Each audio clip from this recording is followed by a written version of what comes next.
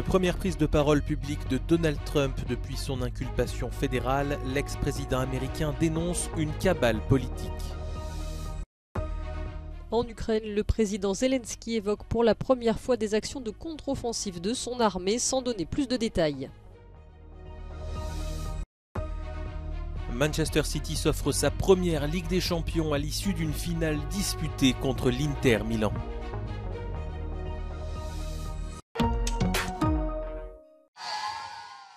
Première prise de parole de Donald Trump ce samedi devant ses partisans en Géorgie après son inculpation par la justice fédérale dans l'affaire des dossiers classifiés. Le leader républicain a sans surprise tapé sur le camp démocrate et dénoncé une cabale politique à son encontre. The ridiculous and baseless indictment of me by the Biden administration's weaponized Department of Injustice will go down as among the most horrific abuses of power in the history of our country. Many people have said that. Democrats have even said it. This vicious persecution is a travesty of justice. Donald Trump est visé par 37 chefs d'accusation pour avoir gardé en sa possession et refusé de restituer des milliers de documents, dont certains confidentiels en dépit des relances du FBI. Cette inculpation est la deuxième en 2 mois pour Donald Trump, qui a été poursuivi par la justice de l'État de New York en avril pour des soupçons de fraude comptable. Le président ukrainien évoque pour la première fois des actions de contre-offensive de ses troupes sur la ligne de front. Volodymyr Zelensky s'est exprimé lors d'une conférence de presse à l'occasion d'une visite surprise à Kiev du Premier ministre canadien Justin Trudeau. Контрнаступальні оборонні дії відповідні відбуваються в Україні, на якій стадії я не буду говорити детально. Dans le sud de l'Ukraine, le grand port ukrainien d'Odessa sur la mer Noire a été une nouvelle fois visé par une attaque de drone ce samedi à l'aube. Bilan 3 morts et 26 blessés selon les autorités. Par ailleurs, alors que les combats font rage dans la région de Zaporijjia, l'Agence nationale de l'énergie nucléaire a déclaré avoir mis à l'arrêt le dernier réacteur en service de la plus grande centrale nucléaire d'Europe.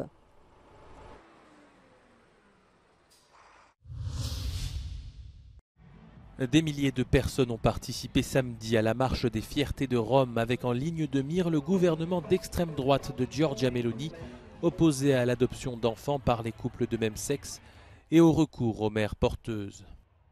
L'Estonie accueillait également une marche ce samedi, point d'orgue d'une semaine de célébration organisée à tour de rôle par les 3 pays baltes. Tallinn n'avait plus accueilli de Pride depuis 6 ans et l'annulation de l'édition 2020 à cause du Covid-19. Aux États-Unis, la recrudescence des menaces ciblant la communauté LGBT a jeté un froid sur ce mois des fiertés, au point de réduire les célébrations au Texas à leur strict minimum. Plusieurs lois restrictives ont été prises récemment, notamment en Floride. Joe Biden a donc voulu leur réitérer son soutien sur la pelouse de la Maison-Blanche.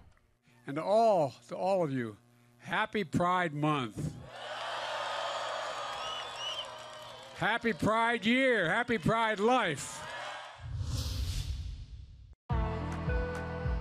Manchester City remporte la première Ligue des Champions de son histoire. Les Anglais sont venus à bout de l'Inter Milan, score final 1-0, avec un but de l'Espagnol Rodri.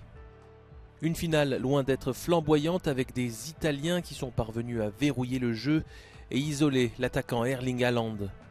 Manchester City entre donc dans la cour des grands ce samedi et s'offre même le triplé championnat, Coupe d'Angleterre et Ligue des Champions, comme le grand rival Manchester United qui avait réalisé l'exploit en 1999.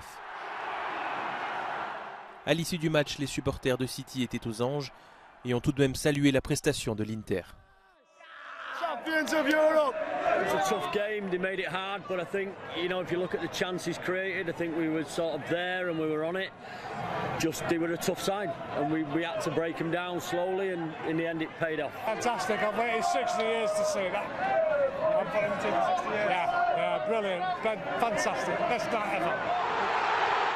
La Ligue des Champions était l'objectif ultime des investisseurs émiratis arrivés en 2008 à Manchester City, un trophée qui leur avait échappé en 2021 lors de la finale contre Chelsea.